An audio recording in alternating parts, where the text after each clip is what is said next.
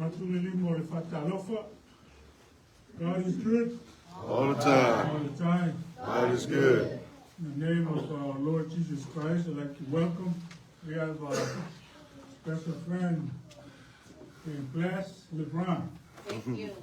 Welcome to our Easter service this morning.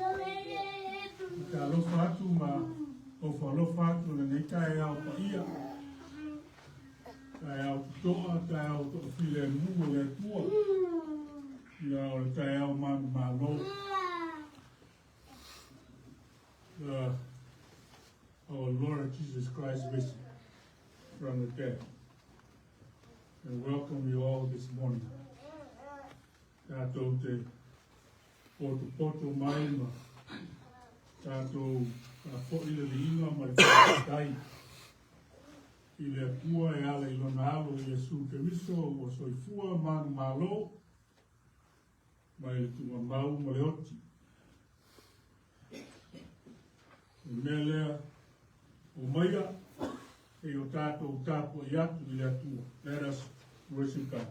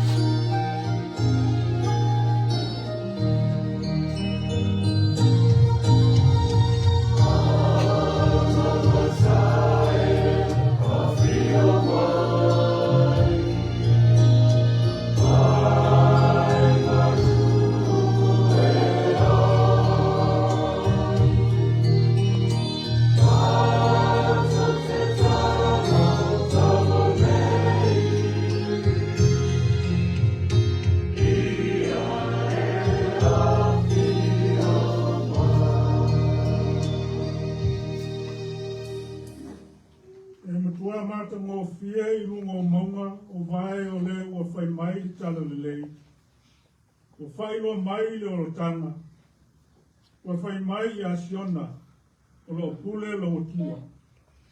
How beautiful on the mountains are the feet of those who bring good news, who proclaim salvation, who say to Zion, your God reigns.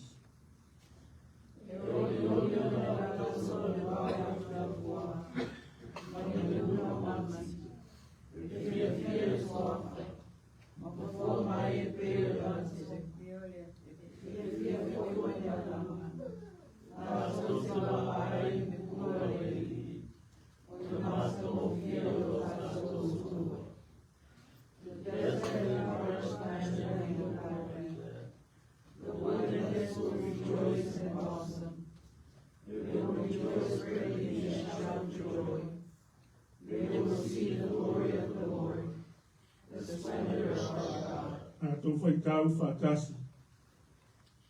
Ia tu mea ia ko lotu vai rai, I o tō whaamara rosi, aua tō te whewhe, auta, o no o tō o tua, ia whio mai lava o ia ma whaoma I atu o tō. Say to those with fearful hearts, be strong, do not fear, your God will come. He will come with vengeance. He will come to save you. Tato Tala. Let us pray. Holy Spirit, come into our hearts so we may worship you in truth and in spirit. Nganga pa iae o mātou whesoso an sili. A whio maia I o mātou roto nei. I e whaamatala talaina le ato o toa mo le moni o le nei tuaso. Tuaso o whakaua ina le au kerisiano uma. Mātou te tāpua e ma whawhataia lo lofa siri ese le atua. E ala I le nei tāpua ina. A whio maia I o mātou loto. Lola wa swafa Yesu o mātou te tālo o tuai nei. Amen. ngā tātou vi atu I le atua I le pese se lau fās fu malwha. Se lau fās fu malwha le pese.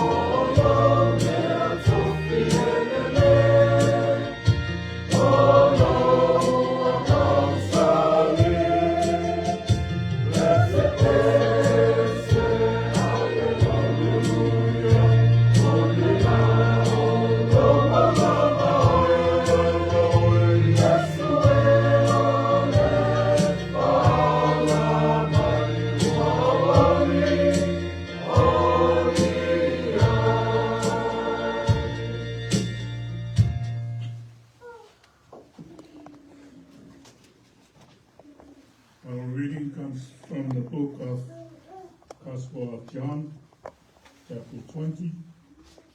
And we'll read responsibly from our Psalm 1 version, verse 1 through verse 10. Tātou tus whaitau I nei tae au, usai ma le tus whaitau waso a le tae si au au. Mo mai lea I le tale lea Iesu te viso, a maumorina le Evangelia Ioane, o mtau koe lua sifuru. A mata le tātou whaitau ma le whai umuamua, whaangata mai le whai upo sifuru. Le a tātou whaitau se rafurafua I ai. A whonga maia, nisio a whiompa ia, a lo tātou oli. Le ua iaso le vai sapati, I le tae au, a o pō liuli lava, waua ne ai Maria le mātatara I le tunga mau. O vai atu I le maa ua ave seina I le tunga mau.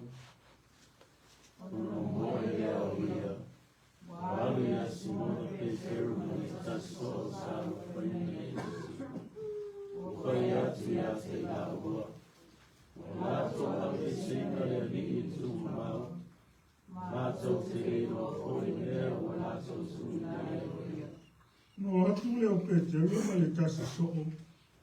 O la o atu le tunga mau.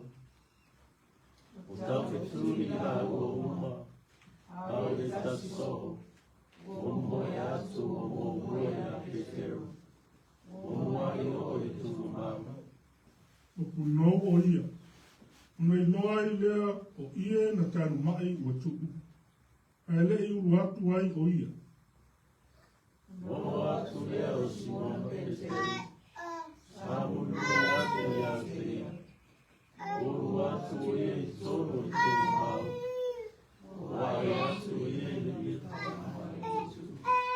Mai solo sa ilo na au. Ele tu atasi ma ia na tanu mai. A wotu ese ma ta ai ile tasi mea.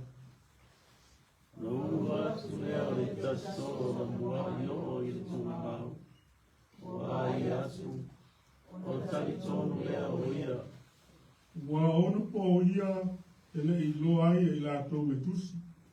E au na to e tu o ia na ie wotsi.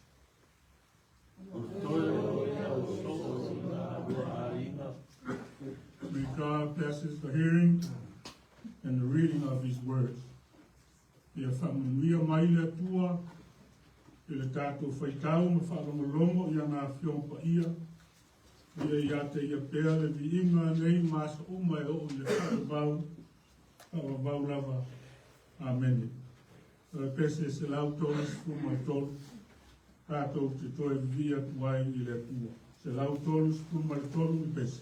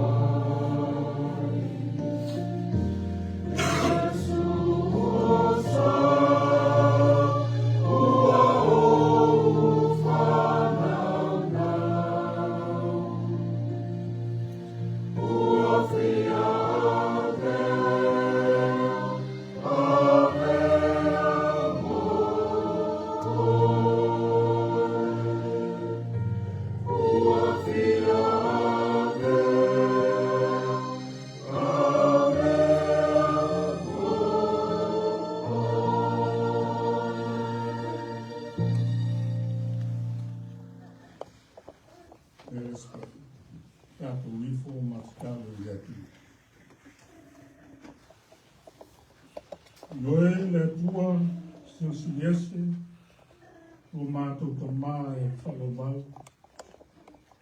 Le li o le ola la ufi. O moni lava uku o le nei pese sa mātou vi ai I la ufi. Fia vea lava I mātou o la ufi.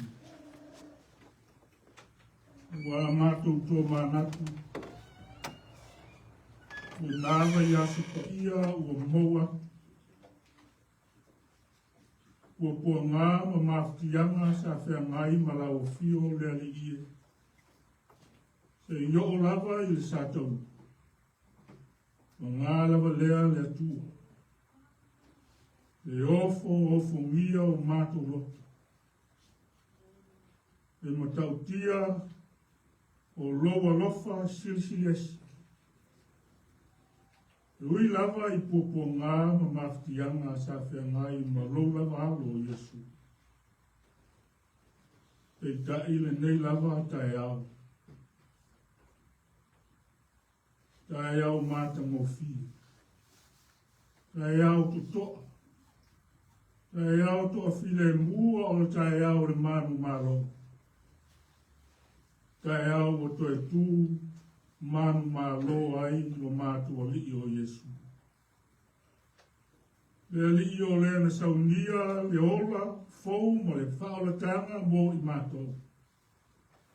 O ta ngata ang sala. Ia o le tapo inga o le nganga whaafitai mo le fia vi. I lau o fio le atua.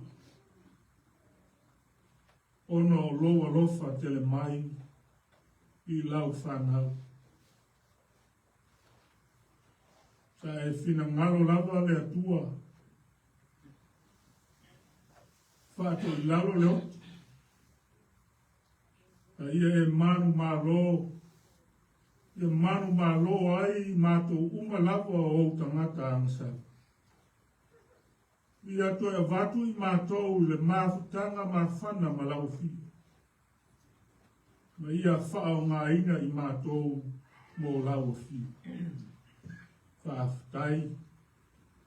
O e to e taitai manuia mai le soifua o lau e karesia o tangata o mātou ainga uo mai e masani o mātou whaita ko inga whaatasi le nei tai au. E whaamanatu le nei tae ao silsiles, le tae ao whaatawa ina. Mo le au kerisiana uma mai mātou le au whaatutu. Whaafutai le tua I le ola fau, Au se amatanga fōu, le ola whale nganga o tangata. Whaaftai, i le nei aso fōu e au maika. O e whaopopo i aso whaitau o le soifua ma le ola o tangata. Whaaftai tamata, e le tu lafo ina lava I mātou. O e tai tai manuia mai no mātou wola I le nei tai au. Whaaftai, wasa e le amana ia, le soifua, le tonu, le soifua whaalongo tā o mātou tangata. O e lawea ina lava I mātou yo aolofa. O le tā ua le nā o le neitai au mātou ngofi. Tai au mātou te tā kua I ai.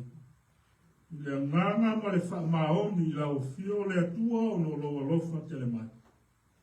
Whaaftai. Whaaftai le tele ma le ano noa o au wha mniang. O louta mau a inga ma lo susia. Ue li lingi mai tu tonu o a inga. Wha manui ai mātua ma whanau. O mātu a inga ma lau e karesi. Mātu maua ai. Tu whitau whao ai mele lei uma. O e sau nia moro mātou o. Whaaftai le marosi whale ngana. O e fo ina mai o mātou tangata. Mātou te tawivi ai ma le neiso I fuanga le whaingo fi. Ia o satani fo I mawhili. Ngana au. O la matia pea le soifua whatuatua o rau whana. Whaaftai ta maa iau wa o ong sili. Ma au whetalainga wa o ina ai o mātou tanata. Ma le neitai au moli mawina. E le o le oti. Le muta anga o lo mātou o. Awa mai au ne e saunia. Le ola e whaavavau mo I mātou o tangata whatuatua. Whaaftai. I rau tau singa I mātou ta maa, ki nā mātua. No lātou soifua ma le mālosi le ato toa le tino. Le aso ma le aso e suru whai atu I lau fio. Le lātou tāla vai, tonu whale maa. Le vai whai pēa I le aso ma le aso. Na o loo mātou moli mawina pēa le mālosi. Lo e fo ina pea I o lātou tangata. O wā le soifua ma le ola fi au auna ma tau tua I lau. Whaaftai le awa noa le lei mātang o fia. Se lau o ma whai ai o na mātou whai tāpua inga whaatasi. Ma a inga, wō ma e masani o asia si mai. I o mātou moli mawina, loa lofa si ese le atua I o mātou o. Whaaftai mele le uma, maala uma o e saunia mo I mātou. O mau I lau fio, le vi inga le wha manu ma le wha nekana. Nei mas uma e wha wawau. Le atu. A ngāla wa le. O mātou o tangata whatuatua ma talitonu I lau fio. Ia o tele lawa o aso, ma tu aso, ma taimi o soifuanga. Mātou te whaalonga te tāpea. Ele o mātou whae tonu. Ele o mātou se. O mātou māsiasi ai, o tātou wāwhia ngai ma lau fi. O mātou whaualunga I o mātou manatu. No o mātou manatu ua mātou maua le poto, le mālosi, ma ta māo a inga mai lau fi. Me wha ngaro leo lau fio mo lo olofa. Ele o mātou o taimi o mātou sa ili lau, se o mātou poto mo se o mātou lo. O le sa ili lau fio le atua. O le li o le olo. o le atua e ona le tamao aina ma le malosi ina wā. Alo familia le i fonga rau e karesia mo mātou tangata e le betai. A mā ngalo mai i mātou umala o le atua. Le ia le maliu au le toe soifua manu mālo Iesu le nei tae au. Whamamama whamangalo ai mātou umalawa lo wātu nu umalawa i karesia i oru. Liwi walo mai au whafonga arofa. E whaatonu tonu lo mātou wolo. E so swami lo mātou vai vai.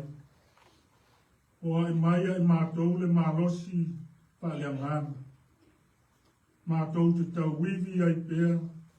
Ma fina finau i mele lei e vi ia ai la o fio le atu. Whamanuia i a inga te tasi o le nei e karesia. A inga mauo o mātou whaitapo inga whatasi le nei tae au. Ia e whamanuia i lo te mau a inga le atu. O ai le malosi sili, i le tino, ia e whasili sili langa le malosi la le ngā. O wāwhi au ma ngā ruenga, tiute ma whaiva ua wala wina ai le tangata. Ia mai siro mātou wala wina i lau whi au ma lau ngā ruenga. Pamanuia whanau, e whanau iti lo lātou tupu ae. A mātou whanau i nātu tono a o onga. E e whapoto ina i lātou ma whamanuia lo lātou ruma nai. Mo ātaia. E e pui lo lātou o.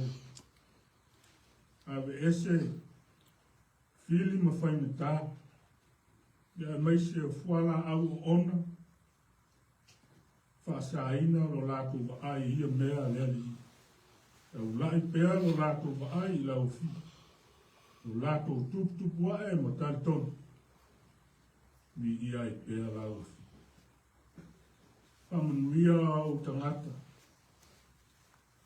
Mawhatia i tīnga ina. Lo whato tolia i tutonu o whare mai wha pēr tutonu o aina. O lo sul whai atu i lau fio le atua e fia maua le marosi fōu ma le olo fōu. Na o lau fio le ali o le olo. E mapu i ai i ti rāmu whaingatā o tamata. Asi atu lo mana wha marolo. Amunia i vai la au, ma fuala au whaanga o le wha o ngā ina. Amunia i au ali ima tamata i fō mai. O au wala atu ai lo mana wha marolo. Wha mawhana whana ma wha maisele ngango lau fio i aina.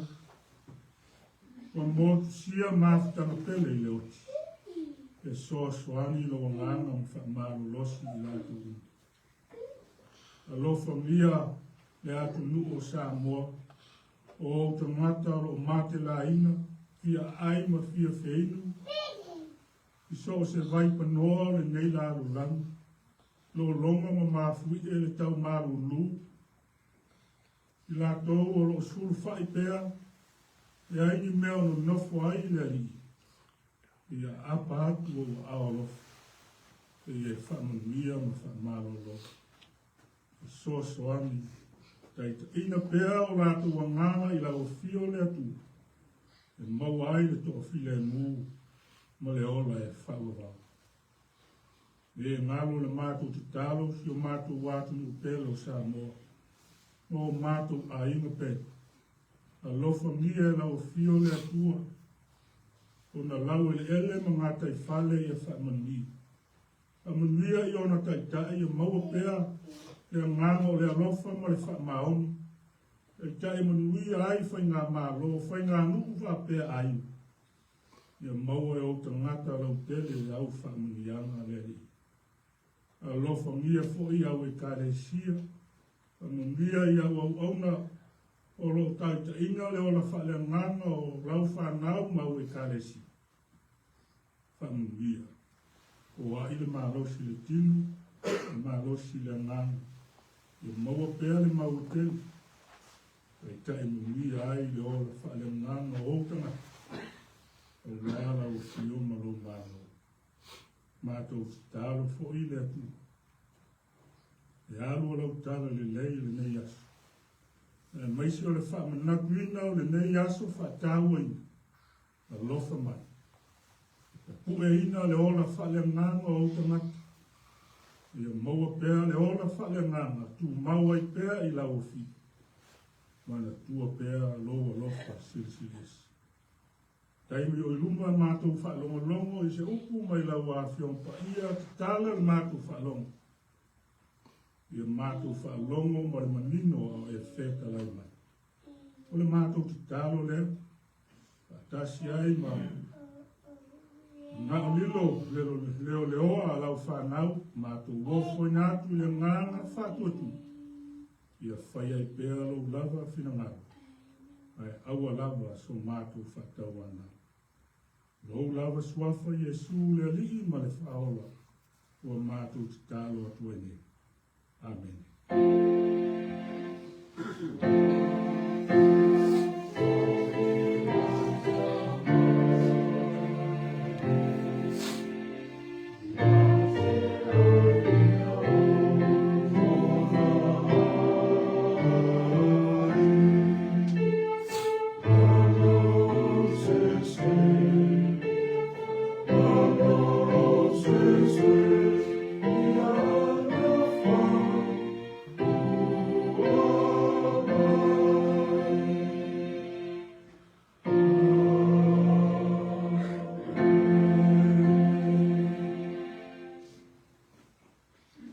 Pese iwas tu malkas, atau ke vivi ai iwas tu malkas pese.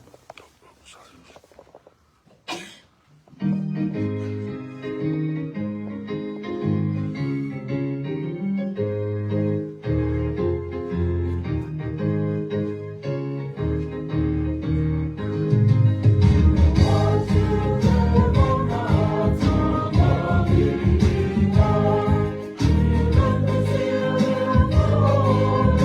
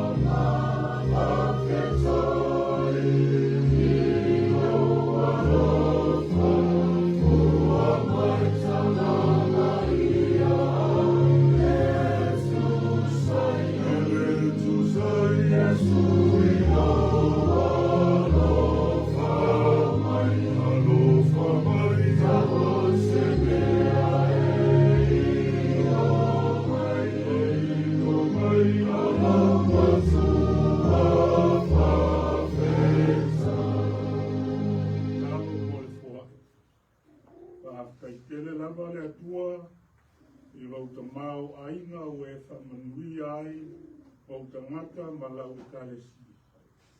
O mātou toi ofo I nā atu nisi o au whaamianga. O mātou te whoai ai mo lau whe au ma lau ngā wenu. Ai le whātu salia ma le whoai sirisiri na e saunia. E ala I lo lava alo tele o Yesu Kristo. Tau lava o se mea I longa ai. O mātou fia o auna pēr ma whoai. O lau fia ala I lau whe au ma lau ngā wenu. E whapa ia mai ala nei whoai. Whātasi ai mo mātou tangata. Ala ia Yesu le mātou talo. Amen.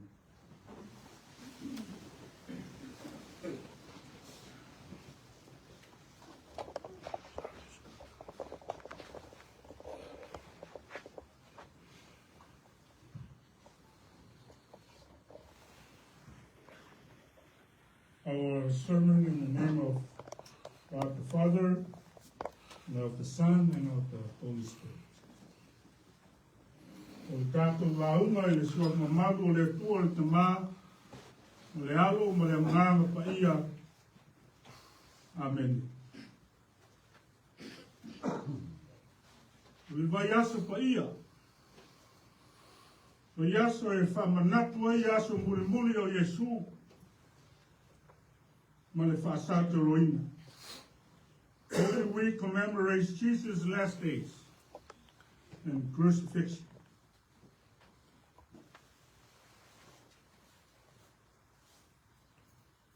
It was a form of cruel capital punishment where a person is nailed to a cross. Leo se tuainga. Tuainga o whasalanga matuia sa whiangai maleli. Tui ai ka ngata I se satauro. Leo le vai aso e taua. Le whamanatuina o le aso sā le se. Le aso e whamanatu ai e te ausiana uma le toi tū mai o Yesu mai le oti.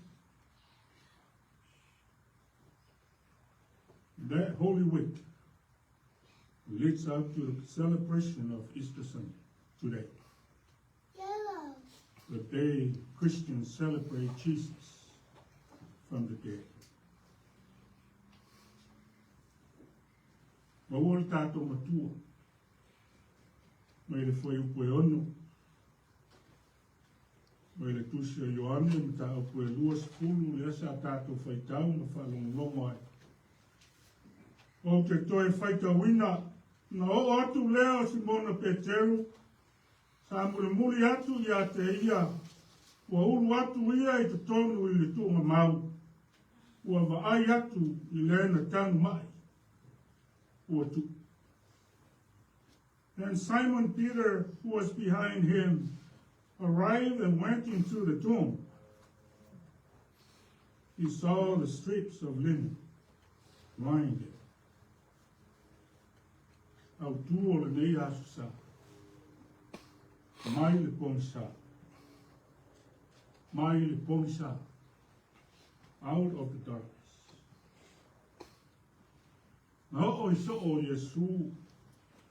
Le talito nunga o le unga leo le ngā ruenga Yesu. Nua mawai. Le te leo aso ma tausanga o sawa wari whatasi. Ma ia ma wawa ai I wa venga. Ai le suia o ranga. Wha malo o roina tangata mamai. O leo o lato mori mawina. O lato o ri na whaasata roina ma maniu I lunga o le satau. Tanu bia I le tunga mau. Ma o lo lato manatu. Uma, finish. Me uma na lato wha moe iai wale iai. Me uma sa lato tui mata iatu iai. Wale iai. Lato wa ainga. Wa pong sa me uma. Se pongi sao loto e le mawhai na sao iai. Se pongi sao le fia fia. Se pongi sao le ti maa ma le fefe. O le aise wha moe moe. O wala tau le loa le mea o le aso so ai. Nofo lava Maria le Magdala.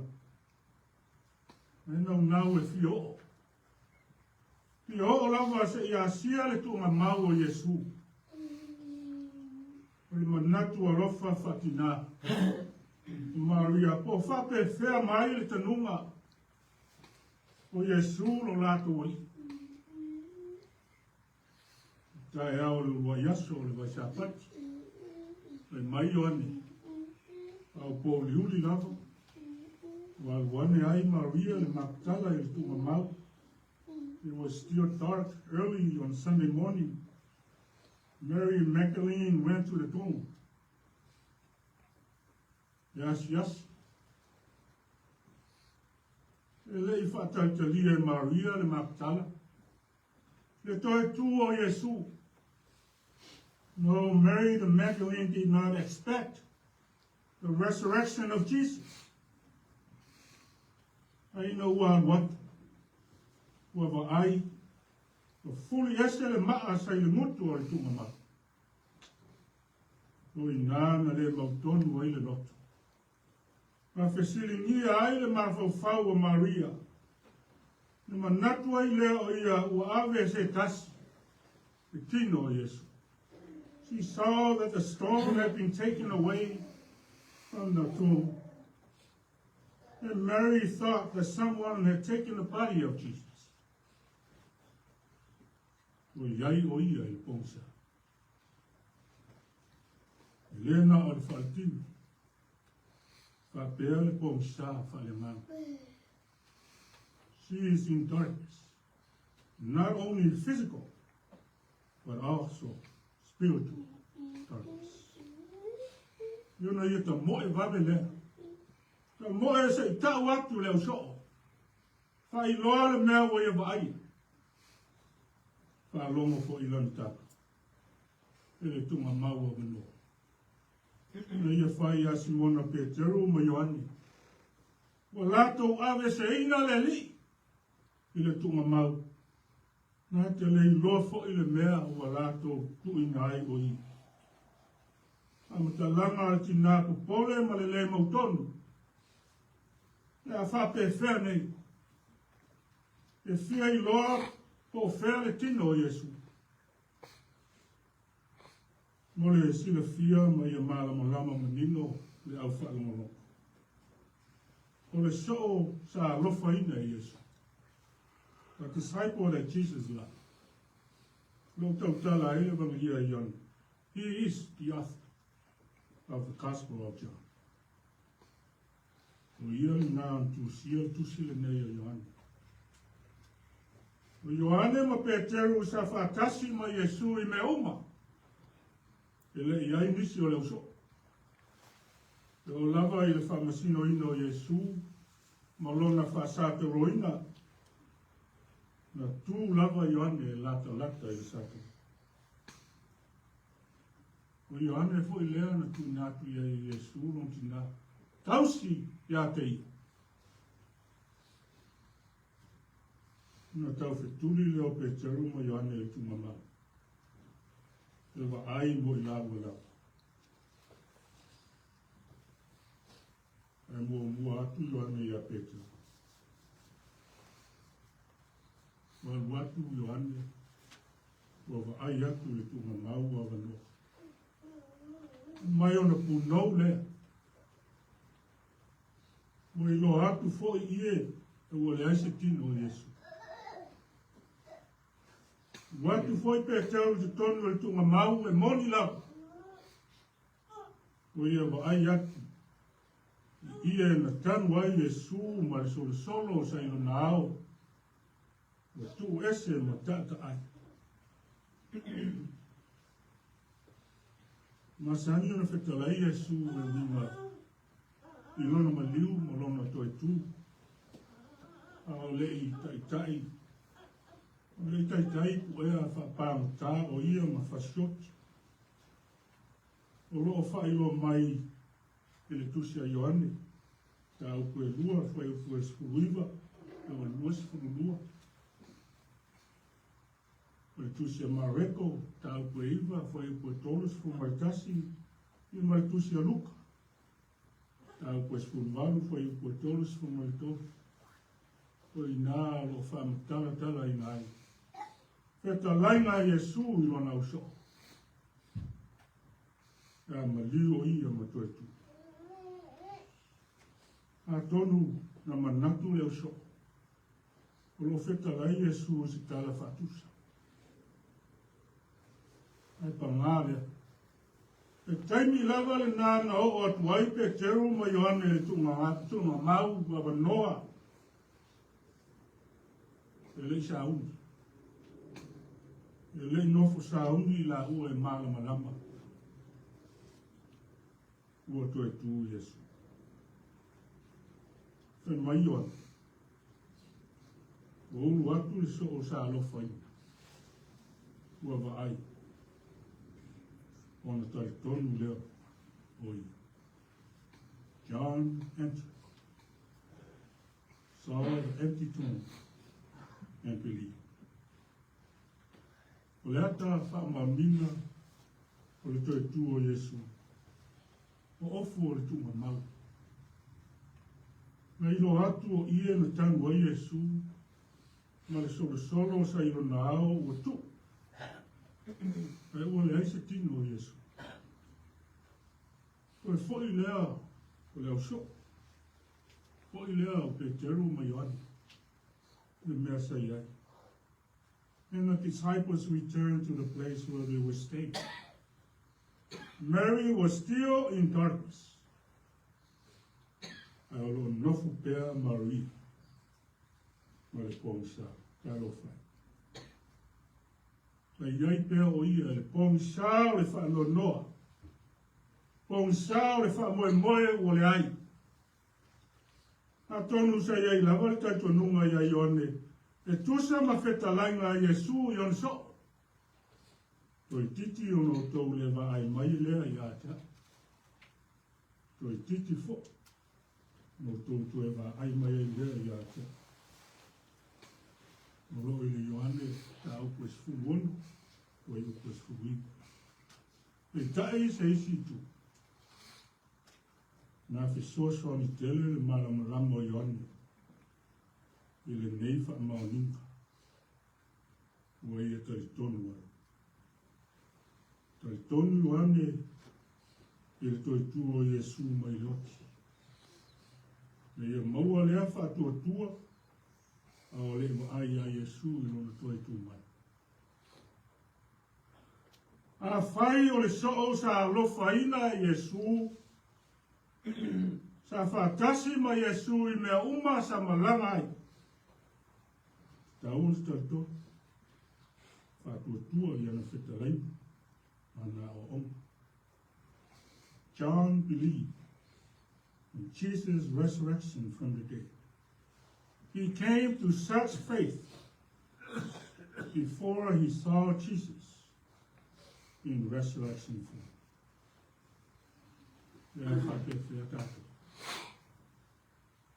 A pe feon e au ese mai le pong sa o le ola masol salo mo le moto. How? How about us? How do you get out of the darkness of doubt and uncertainty? Le mea moni sa tani o te mao te peo.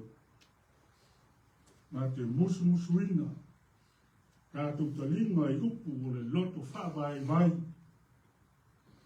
O le a whaoso soina oe mau ia whiungo whie. Ia whātua tua i tiki. Ia whesilingia lo talitanunga. A whai e taulai. Nau ai mai whamaoni i a Yesu. Ma le taritonu i ona malama lama te. A le pine ona mowes. Le a mou este le pong sa. O lo mawhatia ai oe ma. Vea le toi tua Yesu e te tala ai o tātou roto. Mai le pong sa o le ola masarasalo. Ma le le motono. Talia ma talitonu le Yesu toi tu. Le au o mai kua ngā ma whaimita. Life without resurrection is a place of darkness. Yo langa ya noa ma le toi tu. Ya o se no whanga o le pongsa. O le toi tu o Yesu. O le ki po le au tu lea o le whatua tuanga a whakeu sianu. The resurrection of Jesus is the key or the core of the Christian faith. O mea uma i le whatua tuanga a whakeu sianu. Whalamolanga. Whalamolanga o le upu moni o le tala whasolpito. Na le tala whasolpito. O le tu mai Yesu mai o. O lona toi soe fua manu malo. A whaato i laloina ai le pong sao e oti. Ma le tunga malo. I liwina le ato le whano noa. I se tai au fau o le oli o. O le toi tu o whailoa mai o Yesu. O le alo o le atua ma le mana. Tātou mauti noa ai, o tātou toi tutu. Na ua tātou toi tonu, matalia, Yesu, lo tātou alii ma le whao. O lona wina. O loi ai i le atua, se fuafuanga e whawabau, mo tātou tino o whailangi. Tātou te leto e polela, tātou te leto e mautonu. Leto e maua le mea fwoi leo le loto masa salo, ma le mautonu o tātou loto. Wa leo, wa o mai. Wa o mai le tala le le. O toe soi fua manu malo Yesu o tātou e. The death of Jesus on the cross is the payment for our sins. But his victorious resurrection is the life, the new life, and eternal life through Jesus Christ.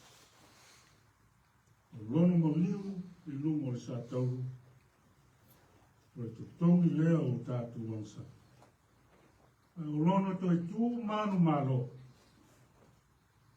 o le maua ina lea e au whatu tu, o he ma, le ola fō, ma le ola e whawabau, I a Yesu Kirisu.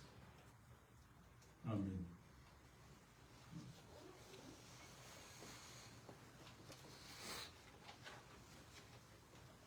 O taimi le nei,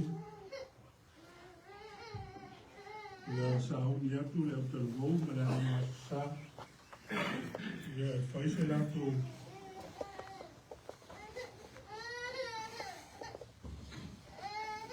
whakawhianga whalemana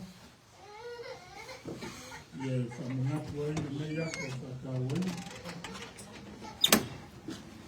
aso te fua manu ma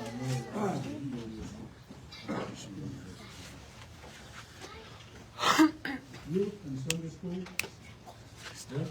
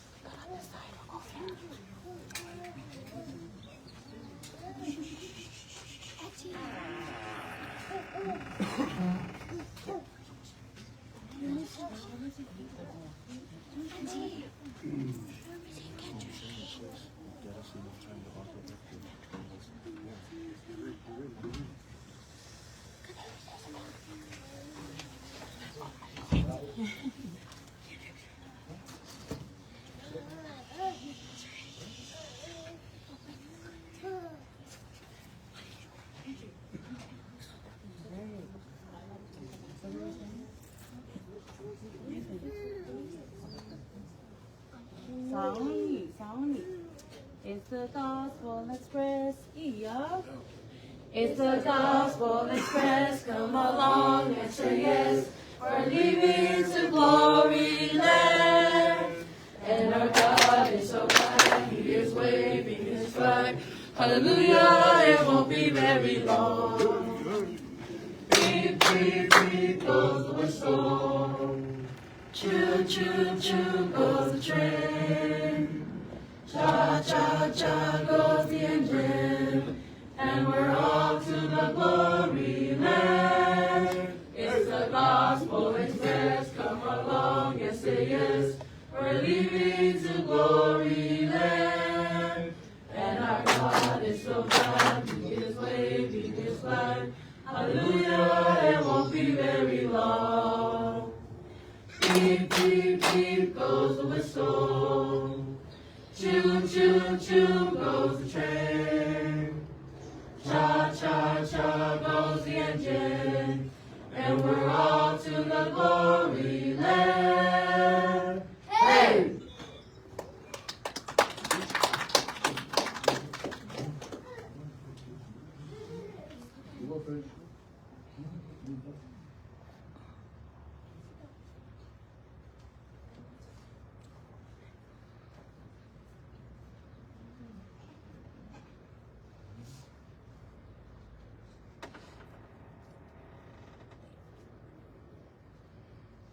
Lord, I lift your name. Lord, I lift your name on high. Lord, I'm glad to sing your praises. I'm so glad you're in my life. And I'm so glad you came to save us. You came from heaven to earth to show the way, from the earth to the cross, my debts to pay, from the cross to the grave, from the grave to the sky. Lord, I lift your name on high. Lord, I lift your name on high. Lord, I'm glad to sing your praises. I'm so glad you're in my life. And I'm so glad you came to save us. You came from heaven to earth to show the way, from the earth to the cross, my debts to pay, from the cross to the grave, from the grave to the sky. Lord, I lift your name on high.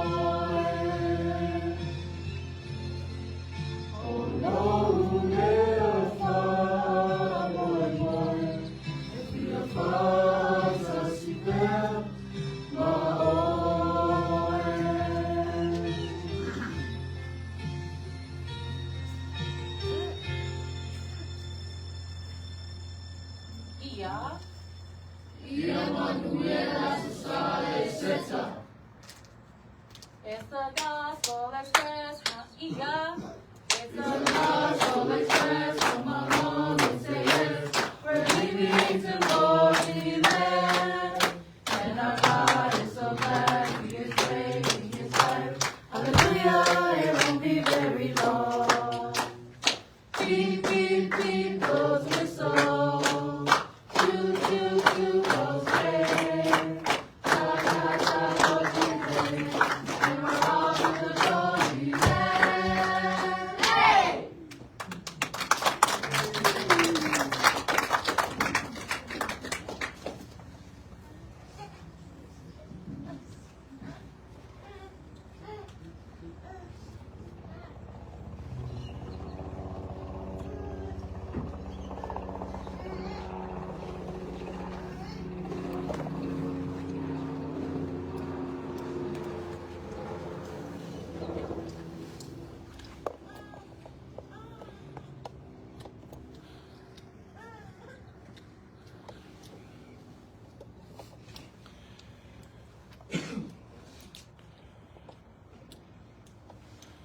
mai tātou paspere mo le. Tātou hou me la o mai sā. Ai, kan Sunday school keep it up. Keep it up. Malo whaakai. Malo kua te spring. Te kuia. Tātou whea o mai sā.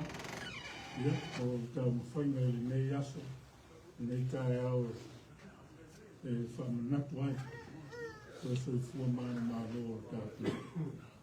Keep up the good work and witness your life for Jesus Christ, our Lord and Savior. Ia, o lea